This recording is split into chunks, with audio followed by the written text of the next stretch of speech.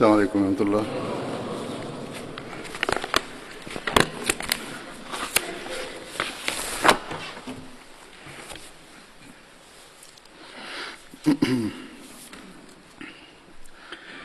أشهد أن لا إله إلا الله وحده لا شريك له وأشهد أن محمدا عبده ورسوله أما بعد فأعوذ بالله من الشيطان الرجيم بسم الله الرحمن الرحيم الحمد لله رب العالمين الرحمن الرحيم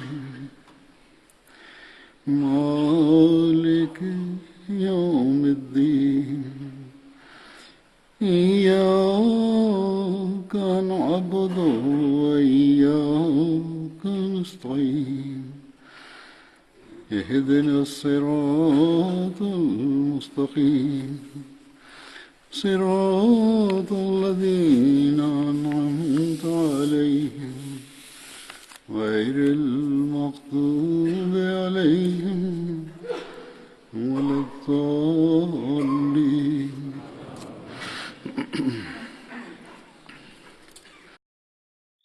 Bismillahirrahmanirrahim. Hazur kaže, danas ću spomenuti prvog ashaba koji je učestvovao u bici na Bedru. Njegovo ime je Hazreti Hiraš Sima. On je bio ensarija iz Hazrađe plemena. Majka mu se zvala Umi Habib. Njegova djeca su se zvala Selima, Abdurrahman i Ajša. Učestvovao je u bici na Bedru i Uhudu. Na Uhudu je zadobio 10 rana.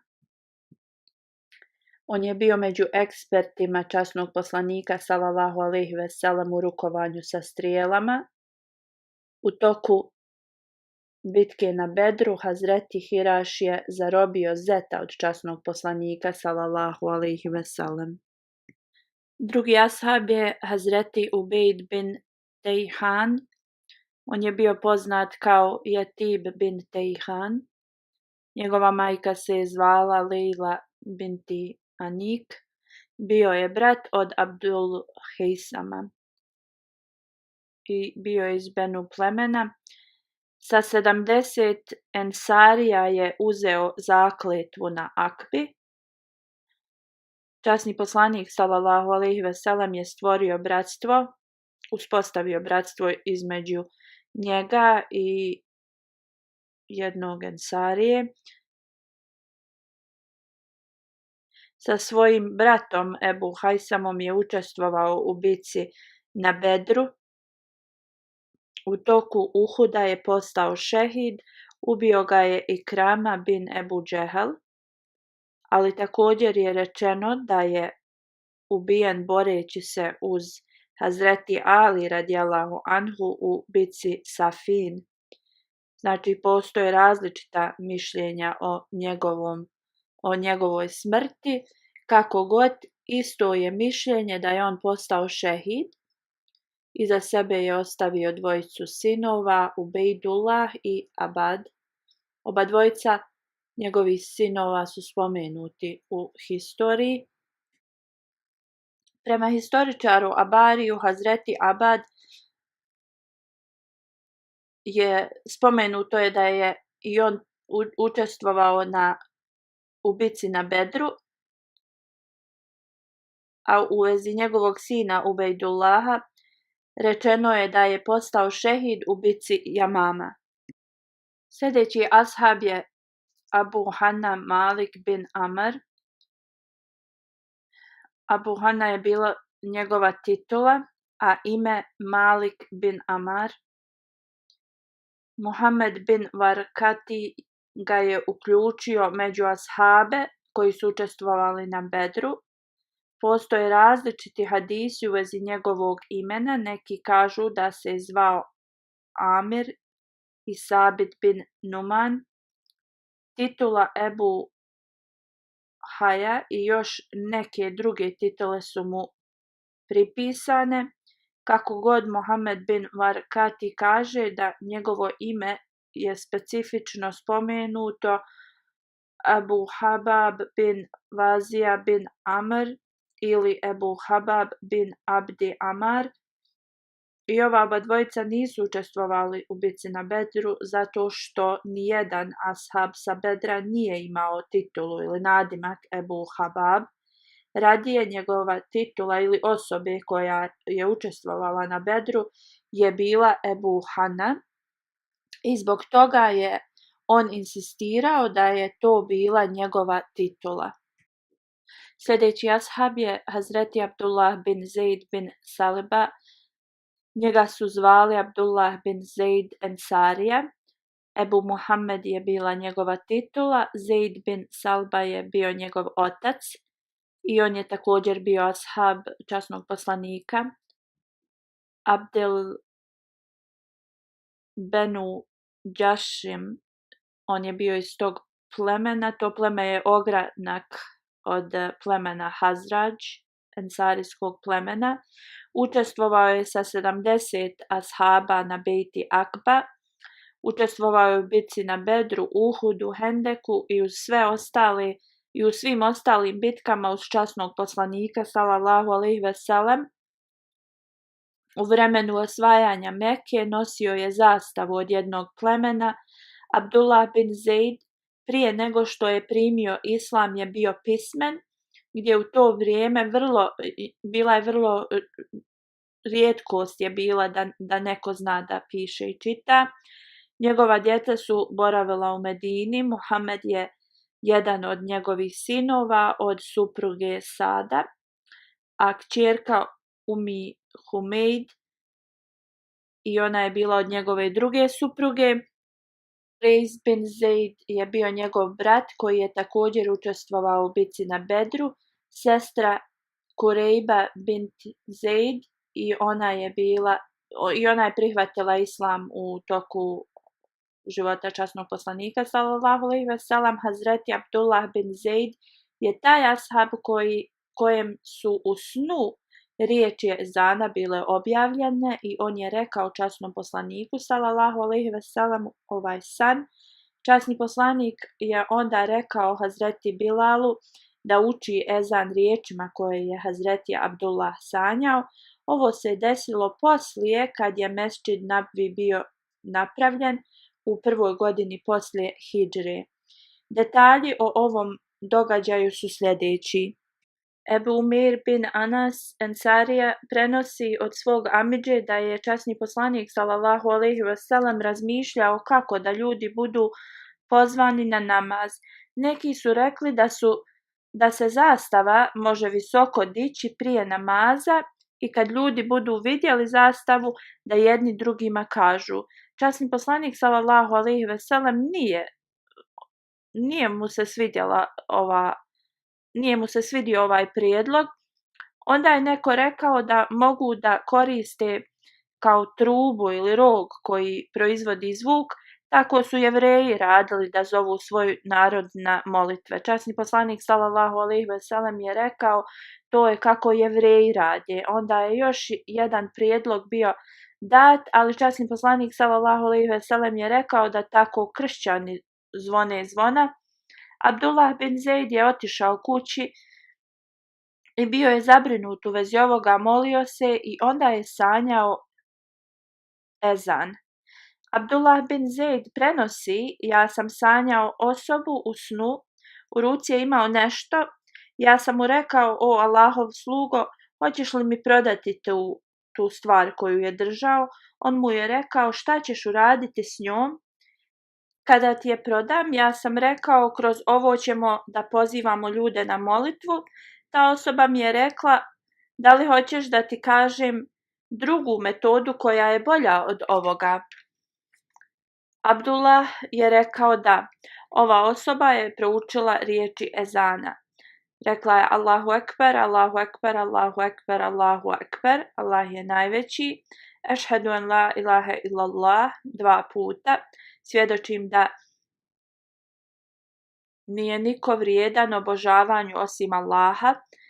Onda ešhedu enne Muhammeden Rasulullah 2 puta. Svjedočim da je Muhammed Božji poslanik.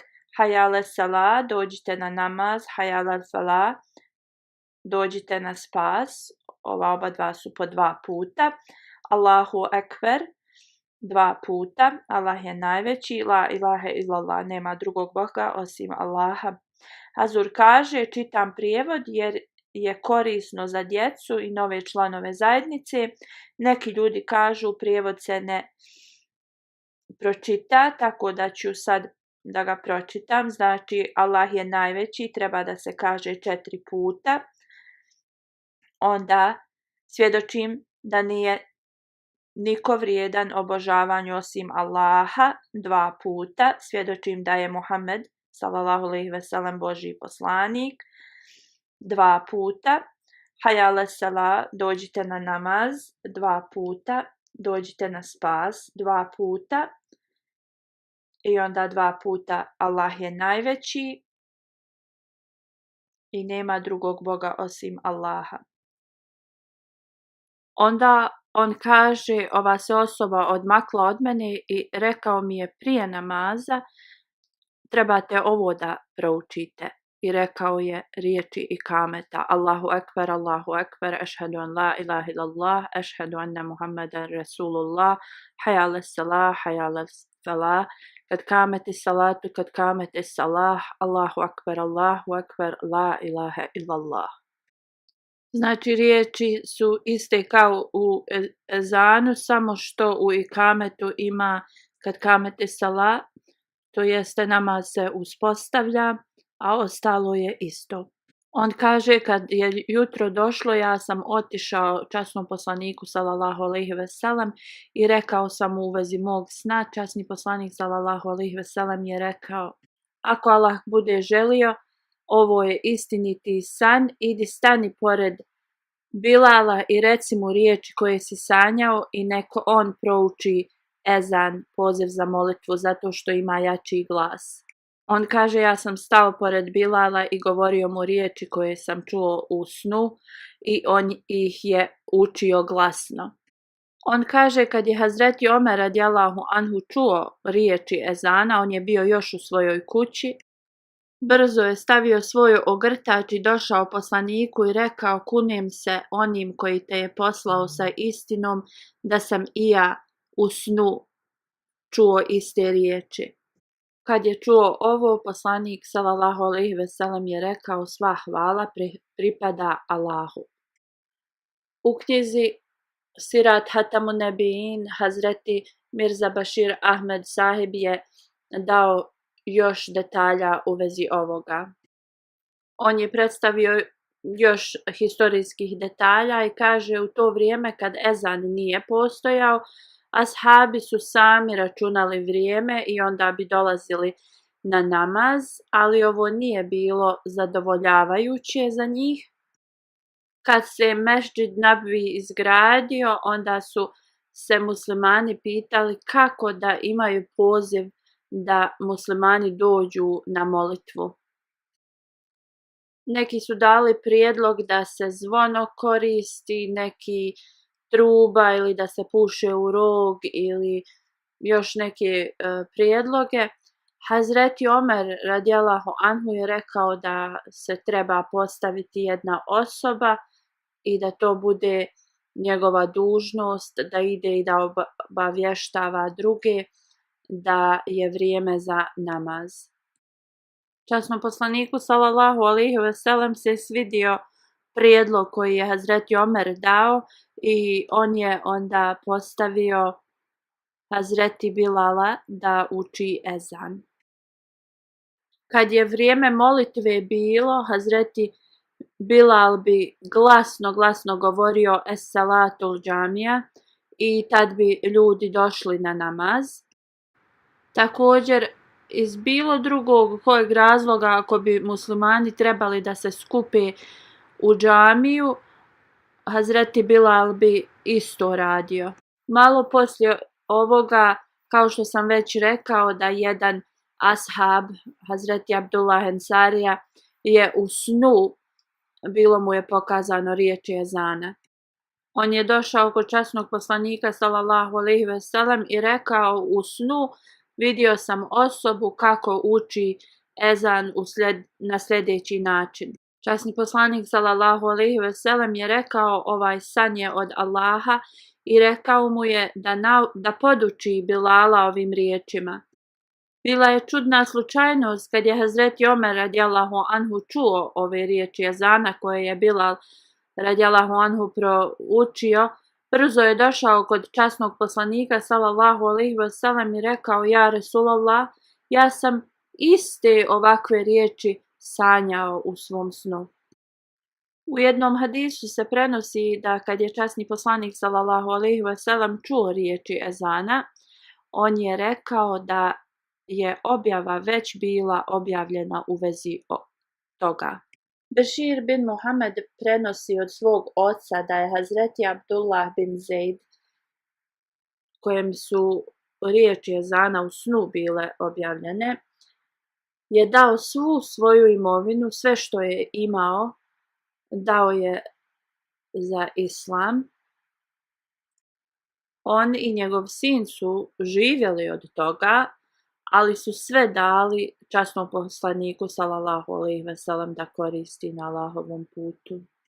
Kad je dao svu svoju imovinu, njegov otac je došao časnom poslaniku sallallahu alejhi ve sellem i rekao, ja Resulallah, Abdullah bin Zaid je dao svu svoju imovinu, a od toga je živio. I onda je časni poslanik sallallahu alejhi ve sellem pozvao Abdullaha bin Zaida da dođe kod njega.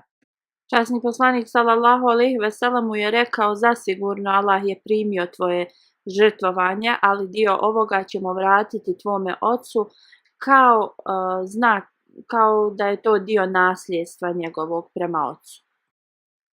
U jednom hadisu se spominje da je poslanik sallallahu alejhi ve sellem dao Abdullahu svoj nokat kao znak blagoslova. Njegov sin Muhammed, Abdullahov sin, prenosi da je njegov otac došao kod poslanika kad je poslanik radio zadnji hadž na Mini, je došao kod njega na mjesto gdje su se kurbani klali. U to vrijeme je se kurban klao, sa njim je bio još jedan ensarija.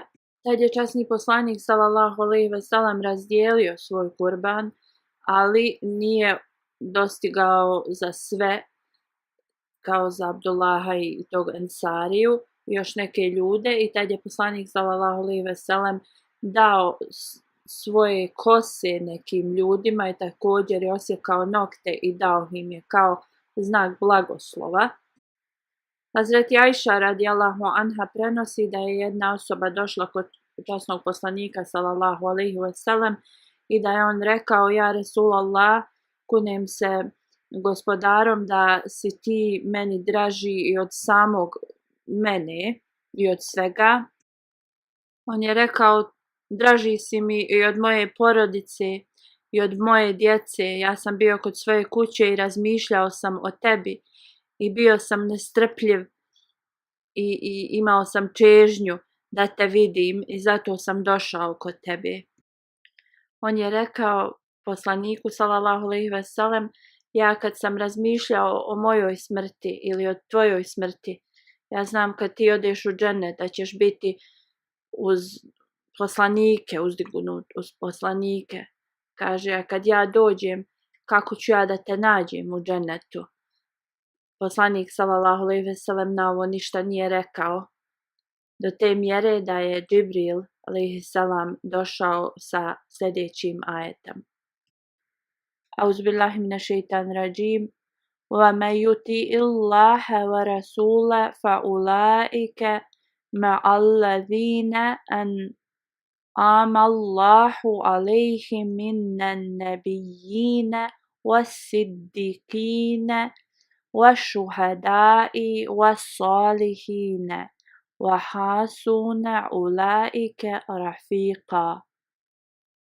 Što znači, ako god se pokori Allahu i ovom poslaniku, oni će biti sa onima kojima je Allah podario svoje blagoslove, među poslanicima, među istinoljubljivim, među šehidima i među dobrim ljudima, a oni su najbolji drugovi. Mi također koristimo ovaj ajet kao argument da sljedbenik časnog poslanika sallallahu alejhi ve sellem može dostići status poslanika koji nije donio novi šerijet. Da može da dobije status salihijata kad uzdigne taj svoju čistoću i to da može da dobije status i nabuveta, to jeste poslanstva. Ali ovo može samo da bude osoba koja slijedi časnog poslanika sallallahu alejhi ve sellem i Allah može da da to kome on hoće. Što se tiče dolaska obećanog Mesije, poslanik sallallahu alejhi ve sellem ga je nazvao Nabiullah, to jeste Božji poslanik, i zato mi kažemo da je obećani Mesija alejhi selam poslanik koji nije došao sa nikakvim novim zakonom. Ovo nimalo negativno ne utiče na poslanstvo časnog poslanika sallallahu alejhi ve sellem, nasuprot, ovo povećava njegovo poslanstvo. Jer sad poslanstvo samo može da postoji u sljedbenicima časnog poslanika sallallahu alejhi ve sellem i ovo nije samo mišljenje naše zajednice, i raniji učenjaci su ovako mislili.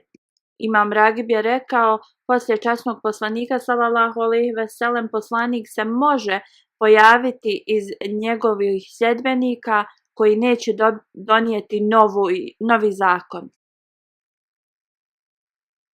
Iglama Zarkani kaže da u raznim komentarima u vezi Hazreti Suban, Abdullah bin Ensarija je bio ashab koji je u snu vidio riječi ezana.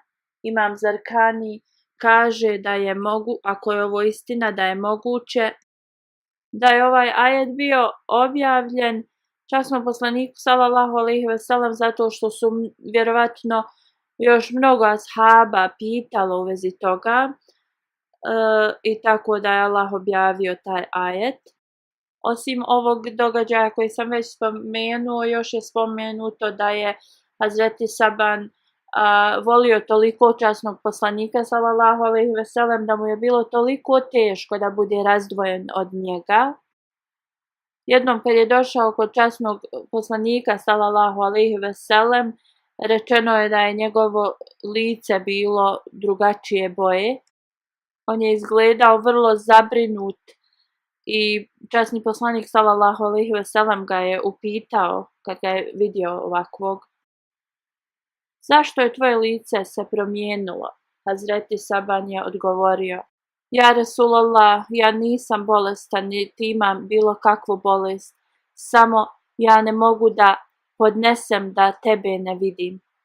On je rekao: ja te nisam vidio neko vrijeme i zbog toga sam bio uznemiren sve dok te nisam ugledao.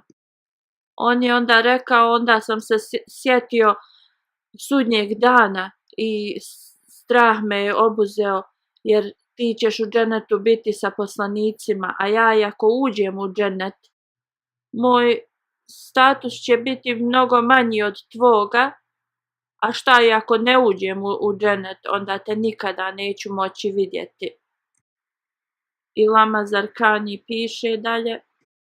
Ovo prvo je bilo u vezi Hazreti Suban, a sada on ponovo govori u vezi Abdullaha bin Ensarije, kad je njegov sin došao i rekao da je časni poslanik sallallahu alejhi ve sellem preminuo. On je tad rekao: o gospodar moj, ne dozvoli da ja više ikoga vidim poslije poslanika sallallahu alejhi ve sellem. I njegov vid je počeo da bude sve slabiji i slabiji, do te mjere da je na kraju i postao slijep. U vezi vremena kad je Abdullah bin Zeid preminuo, postoje različita mišljenja. Neki kažu da je Abdullah bin Zeid preminuo poslije bitke na Uhudu, dok mnogi kažu da je on učestvovao uz časnog poslanika sallallahu alejhi ve sellem u svim bitkama i da je preminuo u vremenu trećeg halife Hazreti Osmana radijallahu anhu u 32. godini poslije hidžre. A događaj da je on oslijepio bi se desio u njegovoj 62. godini života u vrijeme Hazreti Osmana radijallahu anhu koji mu je klanjao dženazu. Sljedeći ashab je Muaz bin Amr bin Džamu. On je pripadao Benu Selma plemenu koje je ogranak Hazrač plemena. Učestvovao je u drugoj zakletvi na Akbi. Učestvovao je u bitci na Bedru i Uhudu. Njegov otac se je zvao Amar bin Džamu, a majka mu se je zvala Hind binti Amar.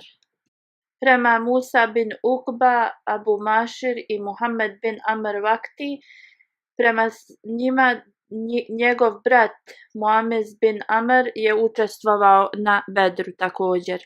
Sutejba bint Amar je bila njegova supruga, imao je sina i kćerku. Hazreti Muaz je učestvovao u drugoj zakletvi na Akbi. Njegov otac Amar bin Džamu je bio vrlo strasni idolopoklonik. U Sirat ibn Hišam je zapisano u vezi njegovog prihvatanja islama. Hazur kaže, ja sam ovo spomenuo prije godinu dana, kad su Ensarije došli i uzeli bejt na Akbi, oni su se vratili u Medinu i počeli su da šire islam punom snagom. Stari su bili vrlo privrženi idolima, uključujući i njegovog oca. Muaz je uzeo zakletvu na drugoj Akbi.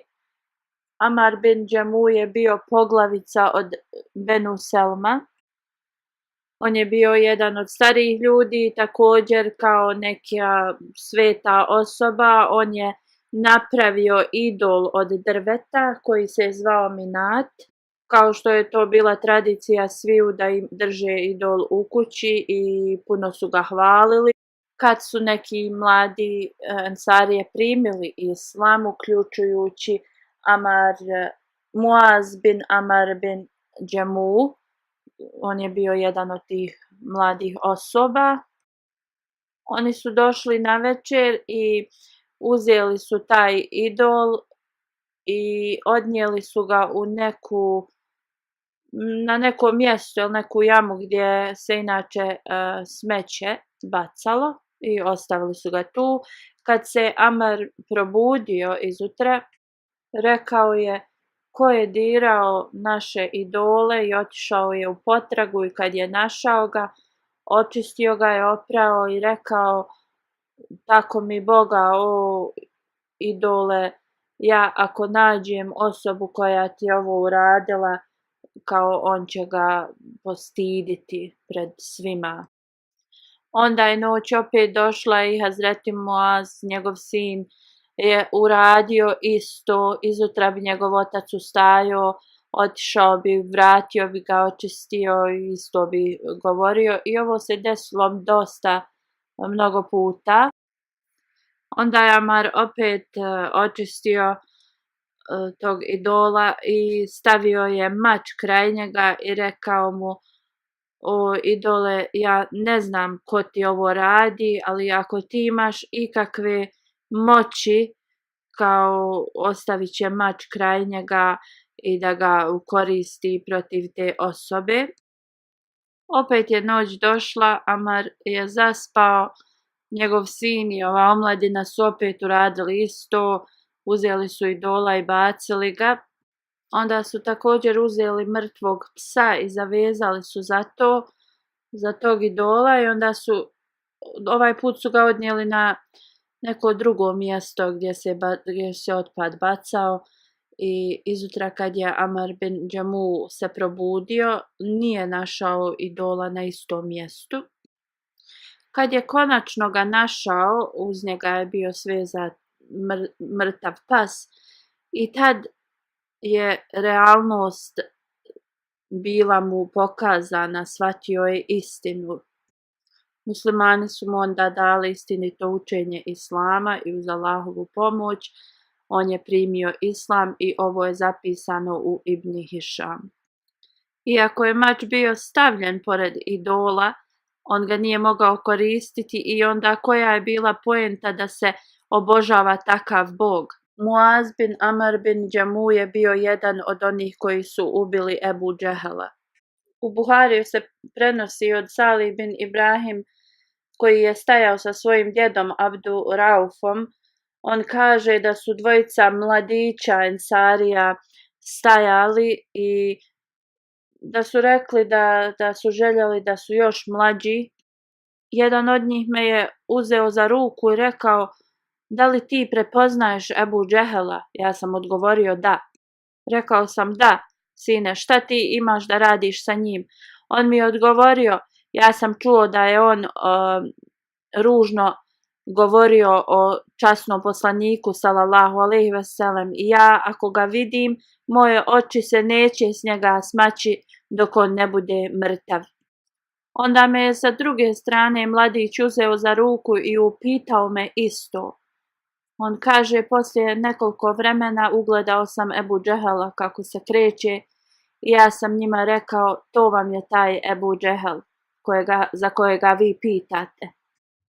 Čim sam to rekao, oni su izvadili svoje mačeve i požurili su prema Ebu Džehelu da ga ubiju. Onda su došli kod časnog poslanika sallallahu alejhi ve sellem i informisali ga u vezi ovoga. Poslanik sallallahu alejhi ve sellem je rekao: koga je udario? Njih dvojica su rekli: oba dvojica smo ga udarili. Poslanik sallallahu alejhi ve sellem je rekao: jeste li očistili svoje mačeve? Oni su rekli: nismo. I tako poslanik je vidio njihove mačeve da su prljavi od krvi. Poslanik je rekao: oba dvojice ste ga udarili, to jeste Maz bin Afra i Mauz bin Amr bin Džamu, i rekao je da se oba dvojici da ratni plijen. Hazur kaže: ja sam na samom početku spomenuo u vezi ovog događaja, u vezi Maz i Mauz i ko je ubio Ebu Džehela, i tako da ne bi bilo neke zabune. Postoje mnogi zapisi u historiji u vezi ovoga, također i u hadisima, i ovo je spomenuto u Buhariju da je Hazreti Maz bin Afran i Hazreti Mauz bin Amr bin Džamu, da su oni ubili Ebu Džehela.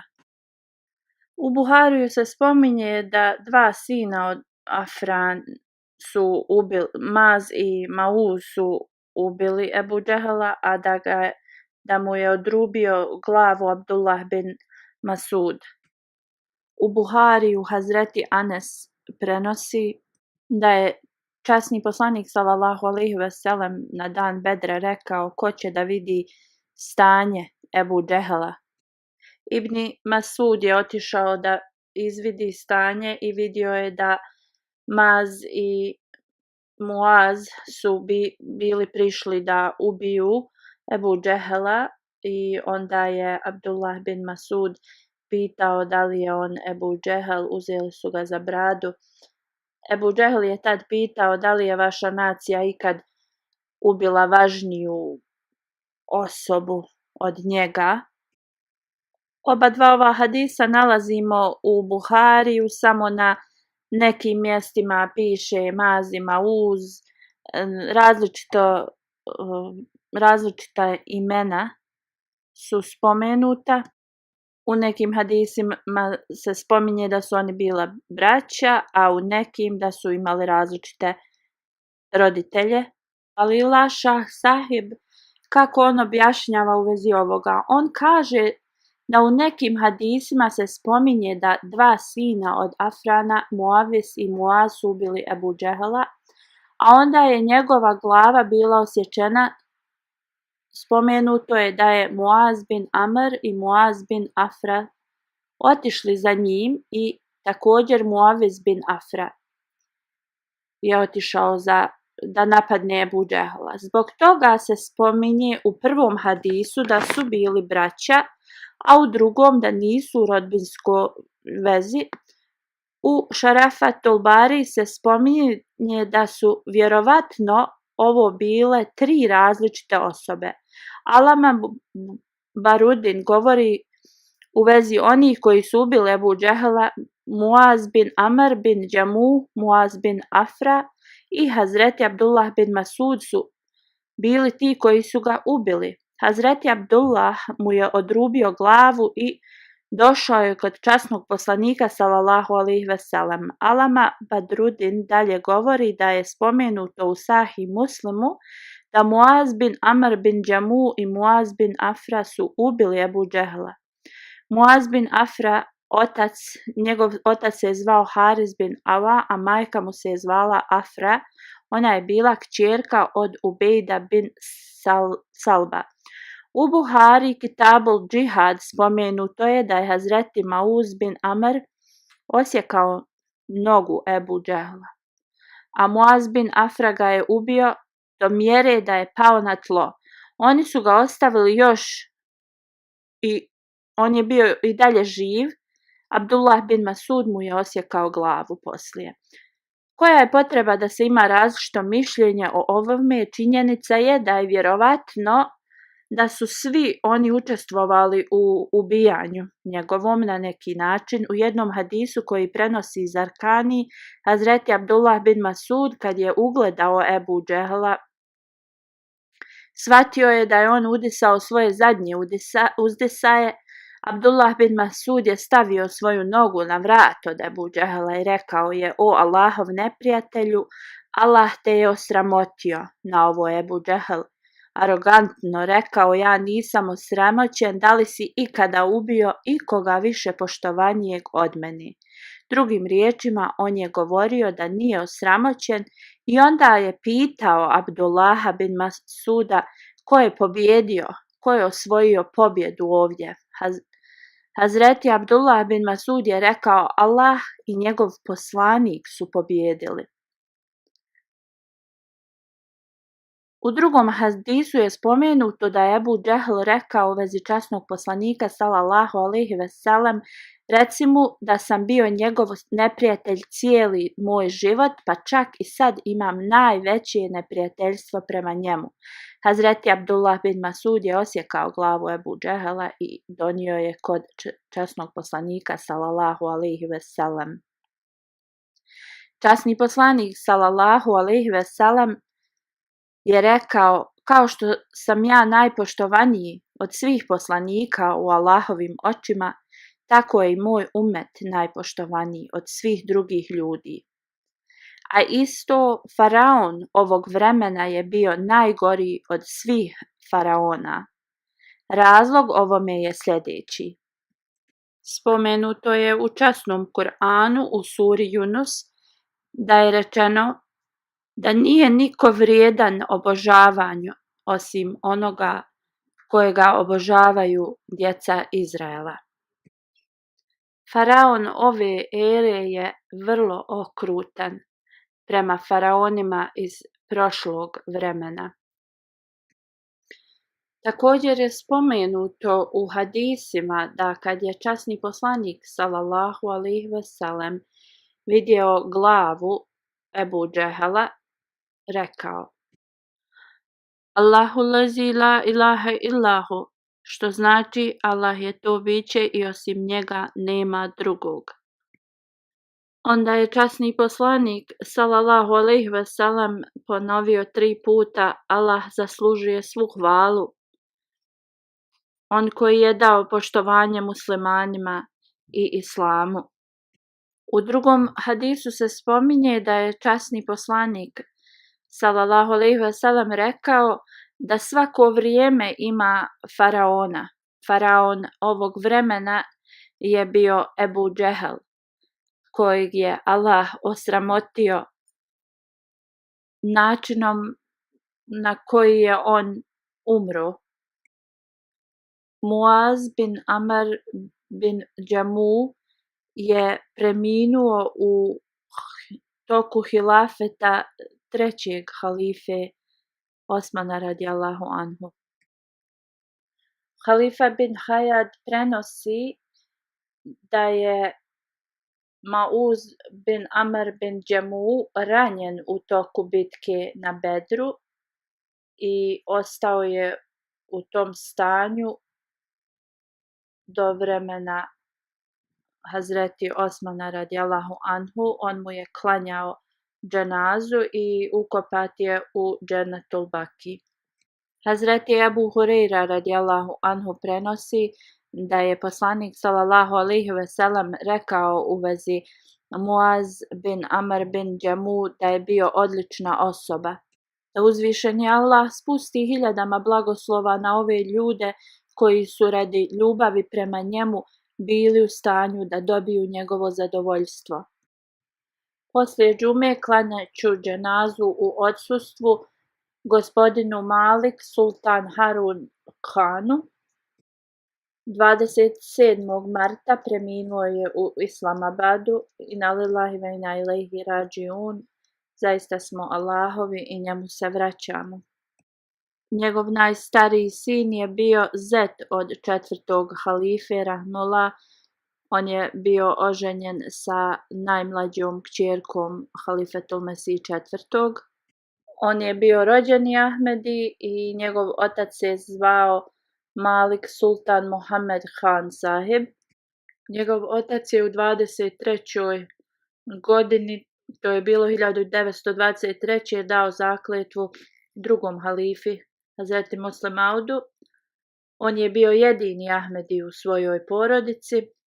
Hazreti Muslim Maud radijallahu anhu je sklopio brak između njega i Ajša Sidika sahiba bin Hazreti Čaudri Fatih Muhammed Sijal sahib. Ova porodica je bila vrlo cijenjena i poštovana porodica u Punjab eri. Malik Amin Muhammed Khan Sahib, koji je bio guverner Pakistana, Nawab Kalima je bila njegova titula, on je bio rođak njegovog oca. U to vrijeme Indija i Pakistan su bili kolonija i ova porodica je imala visoki status. Njegov sin Malik Sultan Khan Sahib je primio Ahmadijat nakon 4 godine. Iako su bili ovo svjetski ljudi i bogati, uzvišeni Allah je ih blagoslovio i podario im da prihvate Ahmadijat. Sultan Harun Khan Sahib je njegov sin i njegovu svadbu, njegov nika ceremoniju je predvodio halifatul Mesih III. U toku njihovog šerijatskog vjenčanja, nika ceremonije, halifatul Mesih III. Je rekao Čaudri Fatih Muhammed Sijal sahib je bio prvi misionar u Velikoj Britaniji. Znači, on je jedan od poštovanih starijih ljudi i halifa je rekao, ja se osjećam dužan prema njemu. Rekao je, dok sam bio mlađi, on je mene vodio sa sobom i ja sam dobio veliko iskustvo uz njega. Rekao je da je Čaudri Fatih Muhammed Sahib podstakao ljude da se žrtvuju, oni koji su živjeli u dalekim mjestima. On je rekao da i sad uživam da se sretnem s ljudima koji su sa sela, oni pričaju na vrlo jednostavan način, a to se ne može naći u ljudima iz grada. Oni pričaju vrlo formalno i nekad kao da se pretvaraju. On kaže u svakom slučaju unuk od Malik Sultan Harun Sahiba, sin od kardinal Harun Sahiba, danas je njegov nika ceremonija, sklapanje šerijatskog braka i ja ću da ga objavim i trebate da se molite kao što su se naši stariji molili i dali beskrajno žrtvovanje radi religije, da taj isti duh žrtvovanja ostane u njegovim potomcima. Hazur kaže, kad već ovo spominjemo, da uzvišeni Allah podari da njegovi potomci ostanu i pojačaju svoju vjeru i za sebe ostavlja 3 sina i 3 kćeri. Njegov najstariji sin, sultan Muhammed Khan Sahib, je zet od Halifatul Mesih IV. Oni su puno služili siromašne ljude sa sela. Neke žene su govorile da su se osjećale sigurnim u selu, ali kad on premine da se neće osjećati više sigurno. To je mjesto gdje ima puno opozicije i nepravde i siromašni ljudi nemaju nikakva prava. Iako je on bio bogata osoba, imao je puno imanja, on je bio osoba koja je služila ove siromašne ljude. Njegova sestra kaže, moj brat Sultan Harun Khan Sahib je imao dosta kvaliteta. Bio je predan Ahmedijatu i žudio je da žrtvuje sve za hilafet. Bio je pravi prijatelj. Bio je pomagač i potpora siromašnima. Ona kaže da joj je 4. halifa rekao u pismu, napisao da je njen otac kao mač Ahmedijata. Ali ovo je također i za tvog brata. 3. halifa je rekao da je bilo puno neprijateljstva prema Ahmedijama u tom mjestu. Nekad to neprijateljstvo je bilo zato što su oni bili puno imućni i bogati, a nekad je bilo i radi Ahmedijata. 3. halifa je rekao da metci će da te promaše uvijek. I ovo se, ona kaže, ispunilo, ove riječi 3. halife. 1973. godine Sultan Harun je bio napadnut i metak je samo okrznuo njegovu kosu. On je uvijek pomagao siromašnima i onima koji su trebali pomoć. Njegov brat Malik Sultan Rashid Khan Sahib kaže, naš otac je bio prava glava porodice. Kad bi god išta bilo potrebno u džamatu, on bi nas sviju nadmašio u tome. Bio je istrajna sluga obećanom Mesiji i hilafetu. Poslije incidenta 1974. godine neki nadležni ga je pitao koje je tvoje vjerovanje u vezi obećanog Mesija alejhi selama. On mu je odgovorio na pundžapskom govoru da je jako kao željezo i njegova vjera u hilafet i služba prema hilafetu. Kad je Halifatul Mesih IV. Se preseljavao iz Pakistana, on ga je pratio do Karačija. Rashid Sahib piše, imam pismo od 4. halife u kojem on naziva njegovog brata general Ahmedijata i spremni mač Ahmedijata. Što se tiče njegovih noćnih namaza, bio je vrlo regularan. Njegov brat kaže, ovo ljudi ne znaju jer mi ne govorimo o tome, ali jednom kad je bio bolestan, oni su boravili zajedno u istoj sobi. On mu je pomagao jer nije se mogao kretati dobro. On kaže, ja sam tad mogao da vidim koliko je on bio regularan u učenju Kur'ana i u ovim noćnim namazima. Kaže, imali smo slugu u kući ili je on pitao da unajmi slugu radnika da tako on ne mora se brinuti o njemu, ali kaže njegov brat je rekao zašto tebi treba sluga kad sam ja ovdje da te služim, i on kaže on je bio takva osoba da bi svakome pomogao.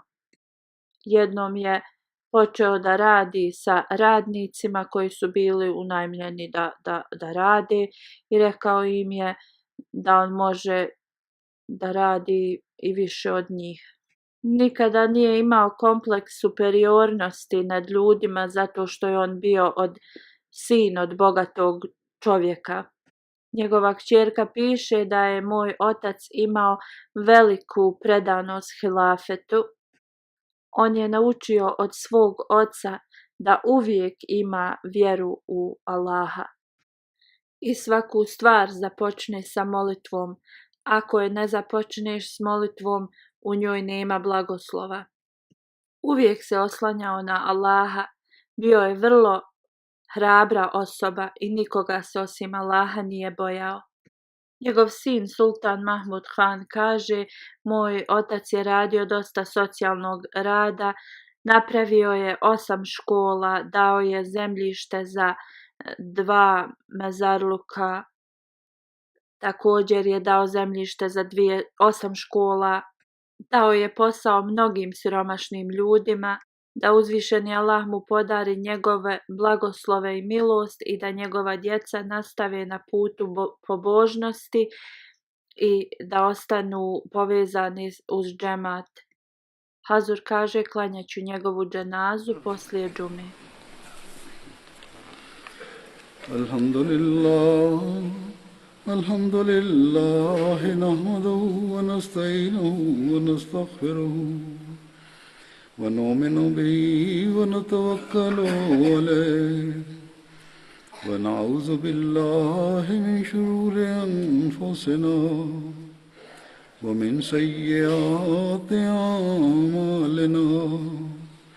Man yahdihillahu fala mudilla lahu ومن يضلل فلا هادي له ونشهد أن لا إله إلا الله ونشهد أن محمدا عبده ورسوله. عباد الله رحمكم الله إن الله يأمر بالعدل والإحسان وإيتاء ذي القربى وينهى عن الفحشاء والمنكر والبغي يعظكم لعلكم تذكرون. اذكروا الله يذكركم وادعوه يستجب لكم ولذكر الله أكبر.